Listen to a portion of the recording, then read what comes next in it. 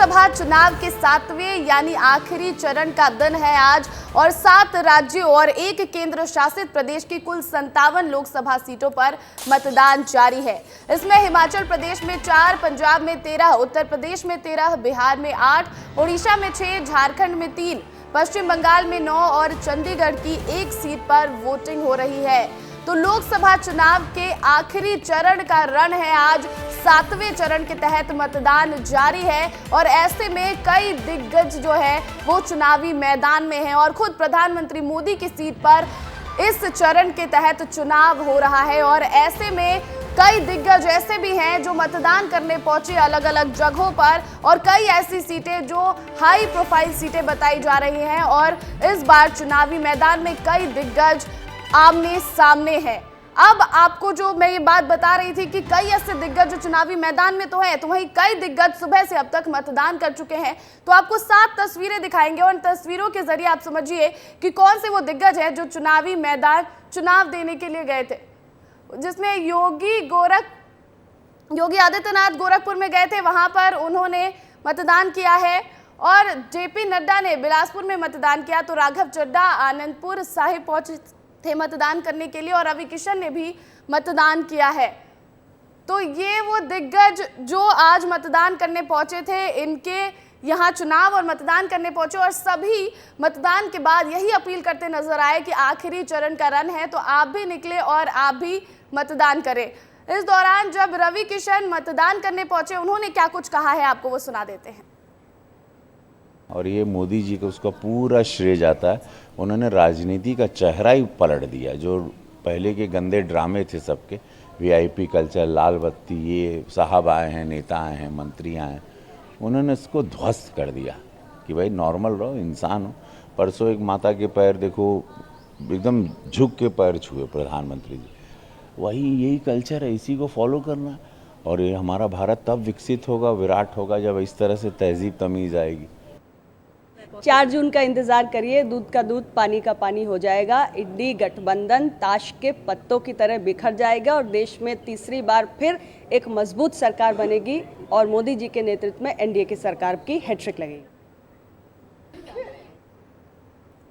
तो देखिए, लोकसभा चुनाव के 7वें चरण के तहत आज मतदान हो रहा है और ऐसे में हमारे कई संवाददाता जो है इस वक्त मैदान में पहुंचे हुए हैं और वहां की तस्वीरें वो दिखा रहे हैं कि किस तरह लोग वहां पर वोटिंग कर रहे हैं। ऐसे में आदर्श हमारे संवाददाता वाराणसी पहुंचे हुए हैं और वहां पर वो पोलिंग बूथ पर हैं और लोगों से लगातार बातचीत कर रहे हैं। उनका ही रुख करती हूँ। आदर्श, आप लगातार वाराणसी में बने हुए हैं, लेकिन कई तस्वीरें वहां से निकल कर आई बीते दिनों, या फिर वो ड्रोन शो हो या पीएम मोदी का रोड शो हो, इसका कितना असर दिख रहा है वाराणसी में? सबसे पहले इस पर ही बात करते हैं।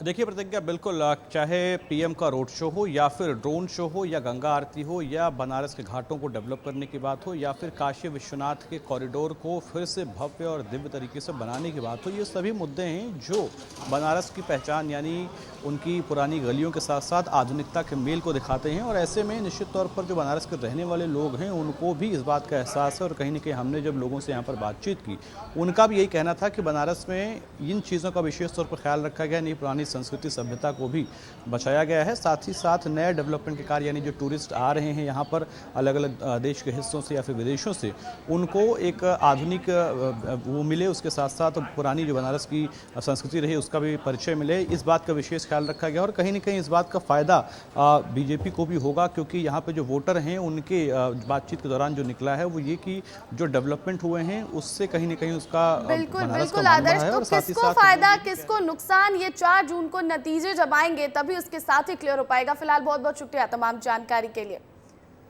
तो देखिए, देवरिया में भी मतदान हो रहा है और इसी का जायजा लिया है हमारे संवाददाता अमित मणि त्रिपाठी ने। हम देवरिया 66 लोकसभा में है और यहाँ पर आदर्श मतदान केंद्र जो देवरिया सदर विधानसभा के क्षेत्र में बनाया गया है। अब हमारे पीछे देख सकते हैं, यहाँ पर इस बूथ को सजाया गया है, यहाँ पर सेल्फी पॉइंट भी बनाया गया है कि जो लोग आएँ और रोचकता के साथ यहाँ पर मतदान करें, उसके बाद अपनी फ़ोटो शेयर करें। यहाँ पर दिव्यांगों के लिए कुर्सी भी बनाई, व्हील चेयर जो है उसको भी रखा गया है कि किसी प्रकार से भी अगर किसी चलने में असमर्थ हैं तो उनको भी वोट करने में कोई दिक्कत ना, उनके लिए व्यवस्थाएं हैं। आइए बूथ पे चलते हैं, बात करते हैं। कुछ लोग यहाँ पर कतारों में लगे हैं। सुबह से यही लोग यहाँ पर कतार में लगे हैं, क्योंकि गर्मी बहुत है। इसके लिए लोग सुबह सुबह वोट करने आए हैं, जिससे गर्मी का सामना ना करना पड़े। अब बात करते हैं यहाँ पर किन मुद्दों पर लोग यहाँ पर वोट करने आए हैं। ये क्या नाम आपका? विश्वास।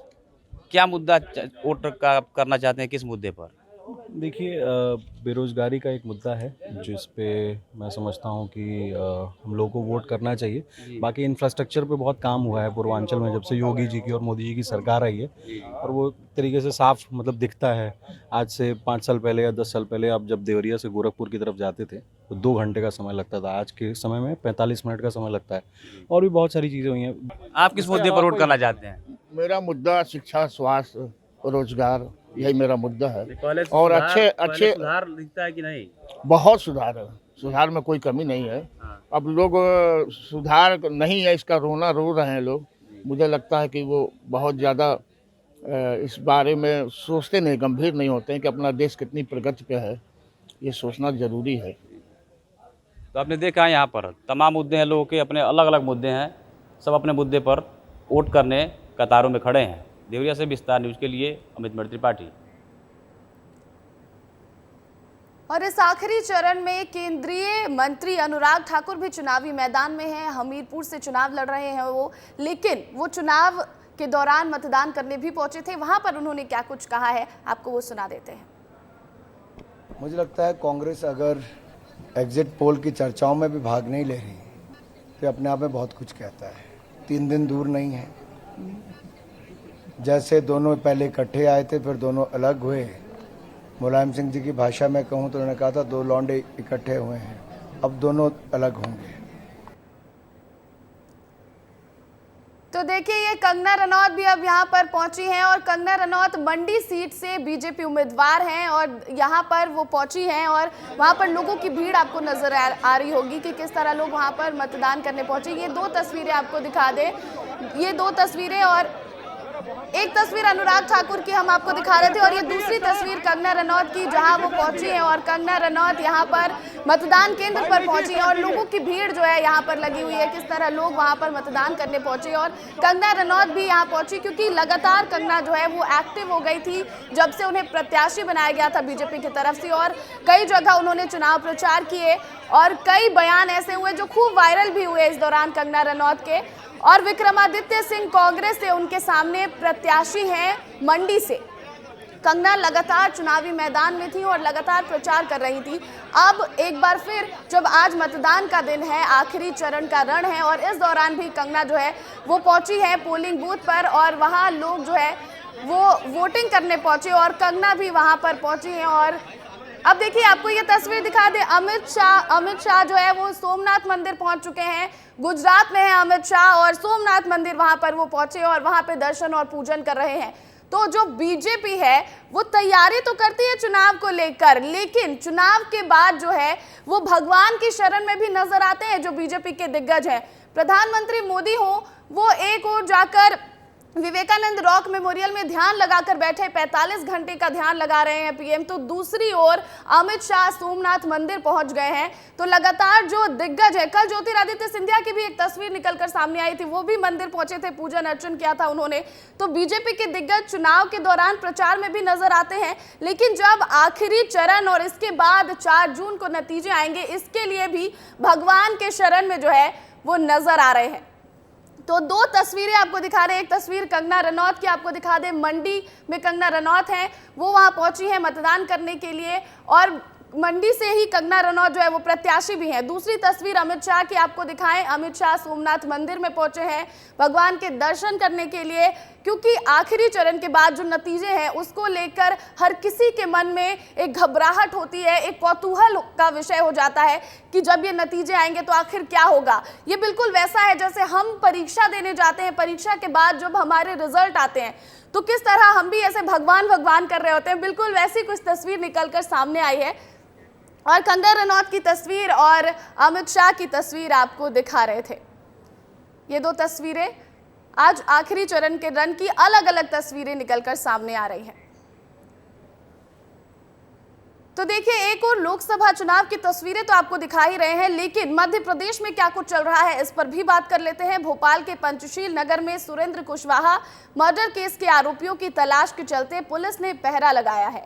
पंचशील नगर की हर गली में पुलिस ने बैरिकेड लगाए। मर्डर मामले में बाकी बचे आरोपियों की गिरफ्तारी अभी बाकी है और जिनकी तलाश में पुलिस जुटी हुई है। आपको बता दें कि बीते दिनों शहर की सेंट्रल जेल के सामने सुरेंद्र कुशवाहा का मर्डर हुआ था और अभी पुलिस जो है उनकी तलाश में जुटी है, जो आरोपी हैं, और इसके लिए पुलिस ने पहरा भी लगा दिया है। पंचशील नगर की हर गली में पुलिस ने बैरिकेड लगाए हैं। इस पूरी खबर पर अधिक जानकारी के साथ सूरज तिवारी हमारे साथ जुड़ गए हैं, मौके पर है सूरज, क्या तस्वीरें निकलकर सामने आ रही है? क्योंकि आरोपियों को पकड़ने के लिए जो है वो पुलिस की कवायद लगातार जारी है और सीएम ने भी अब सख्त निर्देश दे दिए हैं कि कानून व्यवस्था के साथ खिलवाड़ नहीं किया जा सकता। अब देखिए प्रतिज्ञा, निश्चित तौर पर कार्यवाही जारी है, कार्यवाही लगातार बुलडोजर की कार्यवाही चल रही है। आपको बता दें कि जिस तरह से सुरेंद्र कुशवाहा जो भारतीय जनता पार्टी के युवा मोर्चा के मंडल उपाध्यक्ष थे, उनको जो हत्या की गई थी, सेंट्रल जेल के सामने हत्या की गई थी, उसके बाद से ही कई आरोपियों को धर दबोचा गया था। लेकिन पंचशील नगर में रहने वाला पेशे से अपराधी कहेंगे मैं, और वो जो है तंजील जिसका नाम है, वो लगातार फरार चल रहा है। आप तस्वीरें देखिए, सुबह से ही यहाँ पर बड़ी फोर्स मौजूद है, पुलिस की जो गाड़ियां हैं वो मौजूद हैं और कई बुलडोजर जो हैं अंदर गए हुए, लगभग 4 बुलडोजर अंदर गए हुए हैं, क्योंकि मीडिया को अंदर नहीं जाने दिया जा रहा है।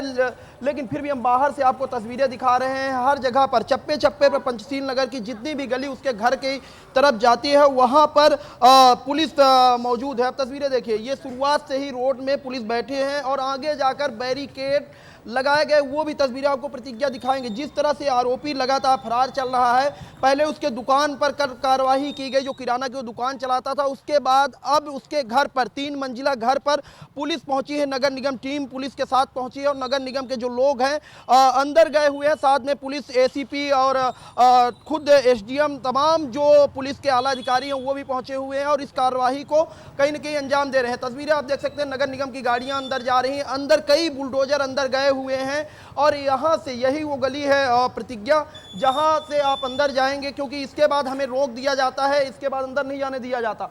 यही वो गली है जहाँ से अंदर जाएंगे तो आरोपी जो तंजील है, तंजील जो सुरेंद्र कुशवाहा मर्डर केस का ये आरोपी है, वो लगातार फरार चल रहा है और फरारी काटने के कारण ही अब उसके घर पे, क्योंकि मुख्यमंत्री मोहन यादव ने सख्त निर्देश दिए हैं कि जो भी आरोपी हैं उन पर कार्रवाई की जाएगी। बिल्कुल बिल्कुल सूरज, तो आरोपियों को बख्शा नहीं जाएगा और सीएम के सख्त निर्देश भी अब आ गए हैं। बैठक के बाद सीएम ने साफ कर दिया है कि कानून व्यवस्था के साथ अब कोई भी खिलवाड़ नहीं कर सकता।